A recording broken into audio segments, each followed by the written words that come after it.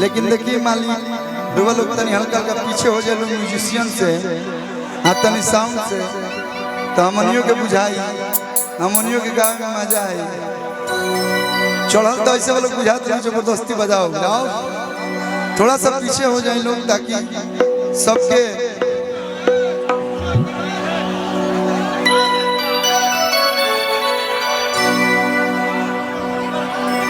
हो जाए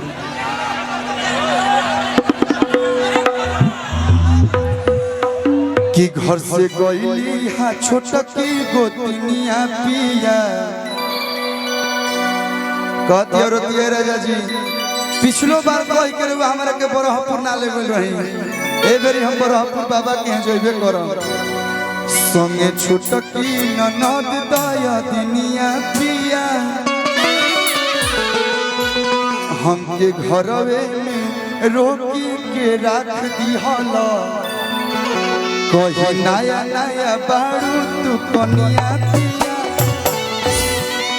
लइका कहता कि खाई क्रिया धरब नहीं दिनिया अधनी हो खाते बिहिनिया हो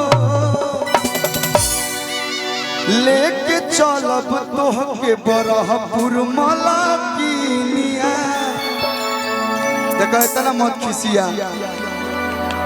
बक्सर से तारा के काले गाड़ी बुक करके ले जाए कि लेके चलब तोहके बरहपुर मलकिनिया हो लेके चलब तोहके बरहपुर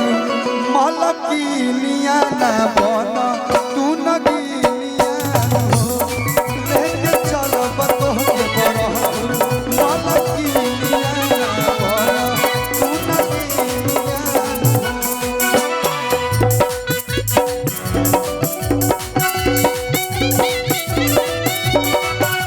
बहुत बहुत धन्यवाद।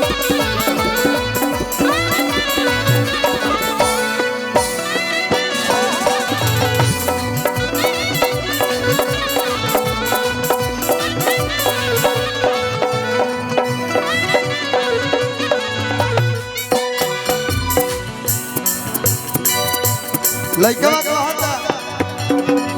फुक फुक मारतारू तना मारतारू काहे पति परपति जसा झालतारू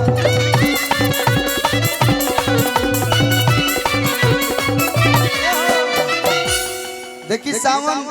12 महीना में एक के बनावेला एक महीना सावन के पावन महीना पर चढ़ल मौका तो गड़े बा अकाल जे न बोल के ले जई बबलम राखल झगड़े लइका कहता इतना टेंशन देबू तो 12 बजे रात में गाड़ी खोल दे बरहपुर के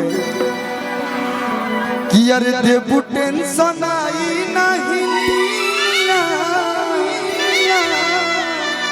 ए हमरो लछमिया हो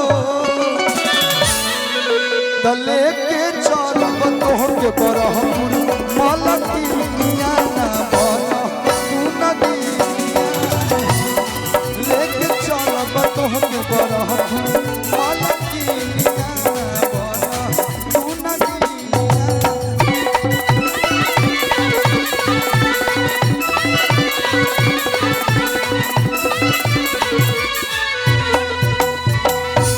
जय हो बहुत बहुत धन्यवाद प्रेम से बोल दी बाबा परमेश्वर नाथ की